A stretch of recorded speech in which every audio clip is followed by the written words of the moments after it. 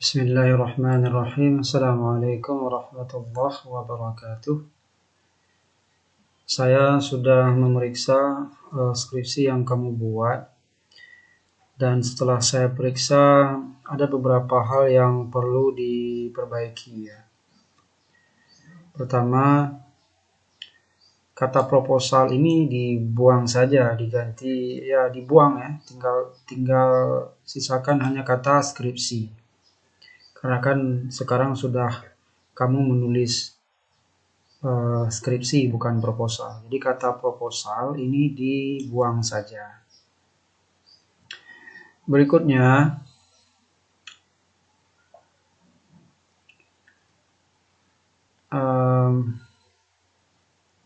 di pendahuluan ini yang bertanda merah ini ya, paragraf 1, paragraf 2, paragraf 3 ya. Ini yang saya blok ini. Ya. Ini tidak perlu. Tidak perlu ya. Jadi latar belakang itu harus langsung ke intinya. Tidak perlu bertele-tele dengan hal yang memang tidak penting. Misalnya bahasa adalah. Ini tidak penting. Bahasa Indonesia adalah, tidak penting. Kesalahan adalah, tidak penting. Jadi langsung fokus. Artinya, kalau kamu meneliti tentang kesalahan berbahasa, jadi yang kamu singgung di latar belakang tentang kesalahan berbahasa. Jadi tidak perlu menulis hal-hal lain karena memang tidak penting. Jadi paragraf 1, 2, dan 3 ini dibuang saja. Dibuang saja ya. Kemudian kalau menulis kutipan, nah seperti ini ya. Ini sebelum kata dalam itu gunakan koma ya. Ya, gunakan koma. Tuh. Jadi bukan tanpa koma. Jadi gunakan koma. Nanti di bagian yang lain juga tolong diperiksa ya. Kemudian tidak boleh mengawali kalimat dengan kata sedangkan. Ya, tidak boleh karena sedangkan itu adalah konjungsi setara. Jadi konjungsi setara itu harusnya dia ditulis di dalam sebuah kalimat dan di belakangnya itu diikuti oleh tanda koma. Nah, begitu ya. Nah, kemudian setelah saya membaca latar belakang yang kamu buat, ini latar belakang ini sangat dangkal. Ya, latar belakang yang kamu buat ini sangat dangkal ya. Belum memenuhi sebuah latar belakang. Jadi saya telah membuat kerangka untuk latar belakang ini, dan tolong kamu ikuti kerangka yang sudah saya buat ini. Jadi kerangkanya seperti ini. Paragraf 1 ya, untuk paragraf 1 kamu buat pengertian kesalahan berbahasa. Ya, kamu buat tentang pengertian kesalahan berbahasa. Kutip dari beberapa sumber. Ya, kutip dari beberapa sumber. Boleh dia itu dari buku, boleh juga dia dari jurnal. Nah, kalau buku itu boleh 10 tahun terakhir. 10 tahun terakhir. Kalau jurnal itu 5 tahun terakhir. Ya, 5 tahun terakhir. Begitu. Nah, setelah itu, setelah kamu kutip pengertian kesalahan berbahasa dari beberapa sumber, baru kemudian kamu buat simpulan pengertian kesalahan berbahasa dengan bahasa kamu sendiri, dengan kalimat kamu sendiri. Jadi kamu rangkum pengertian itu, jadikan sebuah pengertian dengan bahasa kamu sendiri. Nah, itu di paragraf pertama. Di paragraf kedua, kamu langsung munculkan jenis kesalahan berbahasa beserta satu contoh dari tiap-tiap jenis kesalahan itu. Nah, kesalahan berbahasa itu kan ada kesalahan fonologi, ada kesalahan morfologi, ada kesalahan sintaksis, ya, ada kesalahan ejaan. Coba kamu sebutkan jenis-jenis kesalahan itu, lalu kamu tulis contohnya. Nah, di sini juga sama kasusnya dengan ini ya, kutip dari berbagai sumber. Nah, jadi kutip dari beberapa sumber. Nah, kemudian di paragraf ketiga, jadi misalnya kesalahan ejaan, contohnya apa? Satu saja contohnya. Kesalahan fonologi, contohnya apa? Kesalahan kalimat, contohnya apa? Kesalahan morfologi, contohnya apa? Setelah itu di paragraf 3 kamu buat kalimat ini.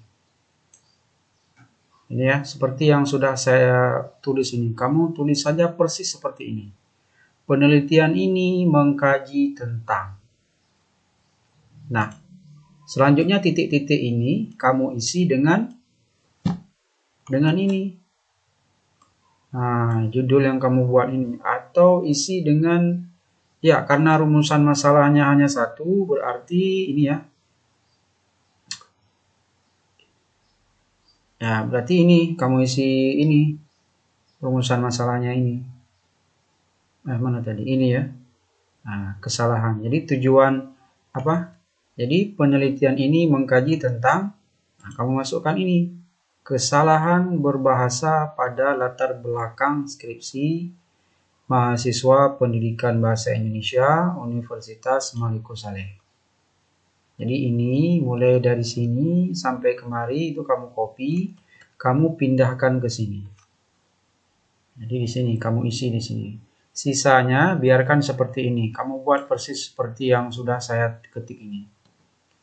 Setelah itu, kamu lanjutkan kalimat dengan kalimat ini yang sudah saya buat ini. Penelitian ini menarik dilakukan karena.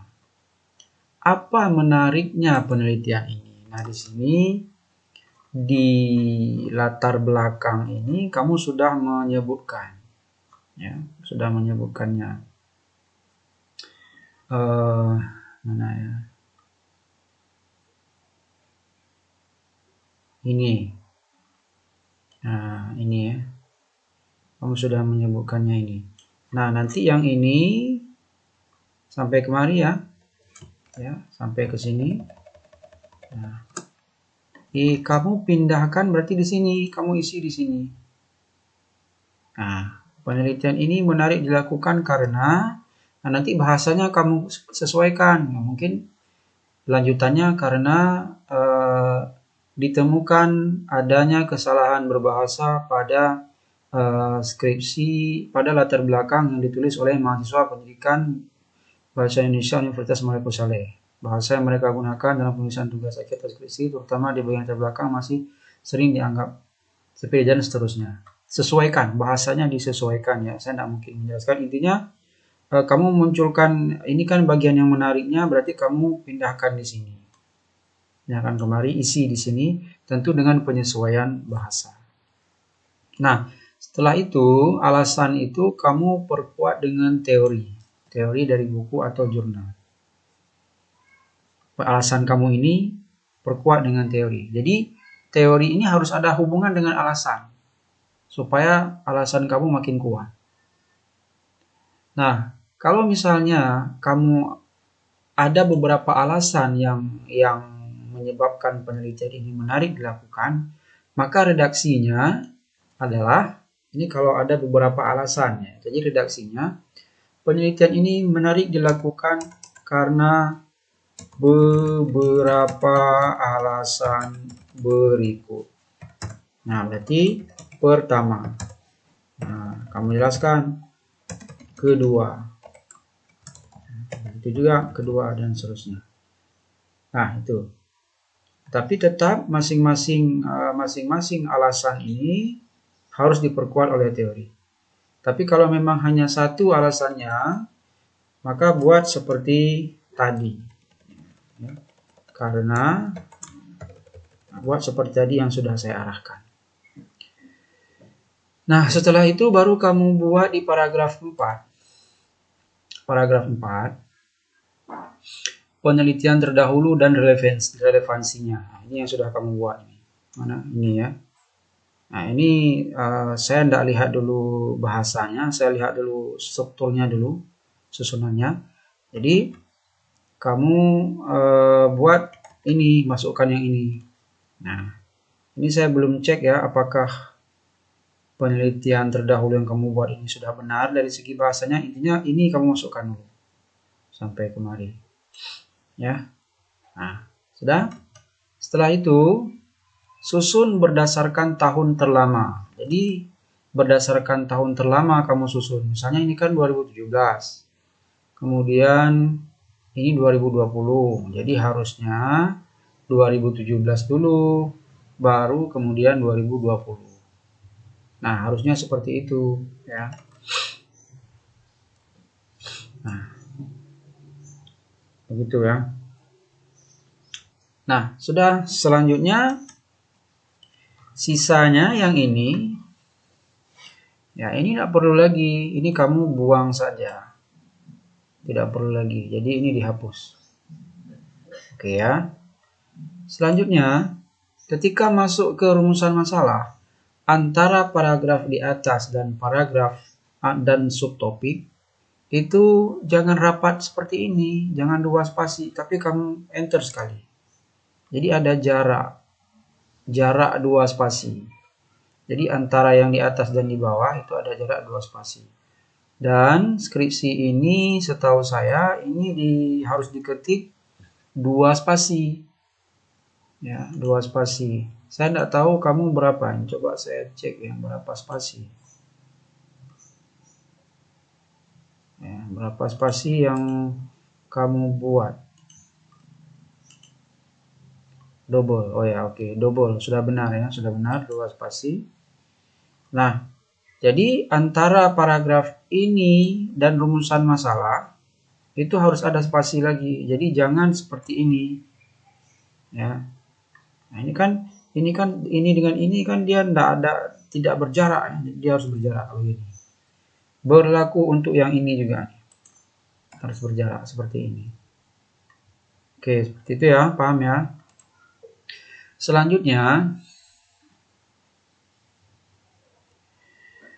berdasarkan uraian pada latar belakang masalah di atas, rumusan masalah penelitian ini adalah.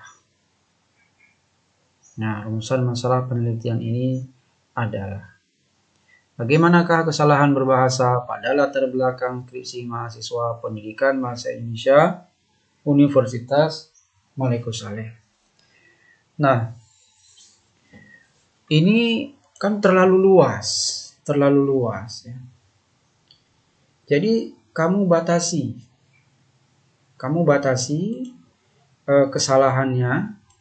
Kamu batasi kesalahannya di 3 aspek, yaitu kesalahan ejaan, kesalahan morfologi, dan kesalahan kalimat.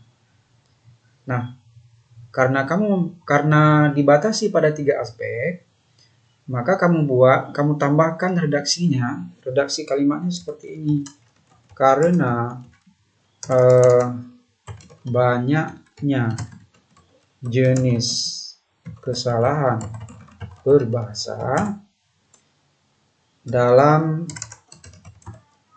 penelitian ini, kajian difokuskan pada 3 jenis kesalahan, yaitu 1. Kesalahan ejaan, kemudian 2. Kesalahan morfologi, kemudian 3. Ya, kesalahan kalimat.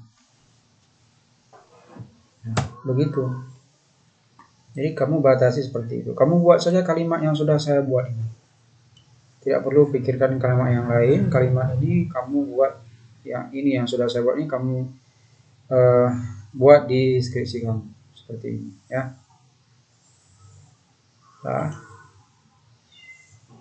kemudian ini jangan lupa spasi ya, rumusan masalah, rumusan spasi. Dan saya melihat hampir semua begitu. Ini tolong diperbaiki. Kemudian tujuan penelitian. Tujuan penelitian berarti kamu sesuaikan dengan rumusan masalah. Sesuaikan.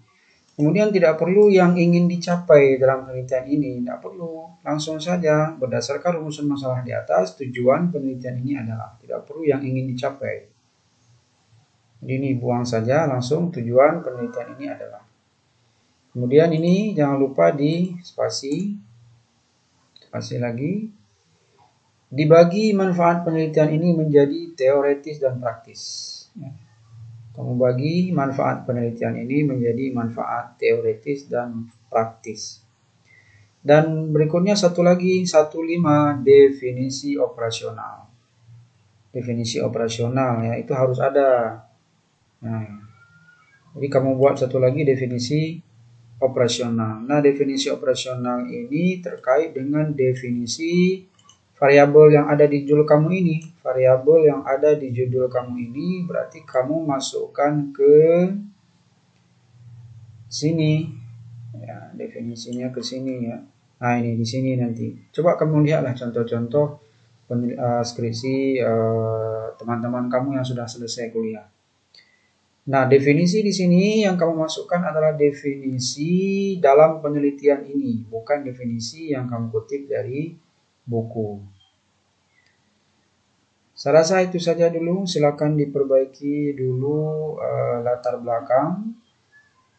Diperbaiki dulu bab 1 ini. Setelah itu kalau sudah selesai kabari saya supaya saya lanjutkan dengan bab 2 nantinya. Sekian, terima kasih. Saya akhiri. Wassalamualaikum warahmatullahi wabarakatuh.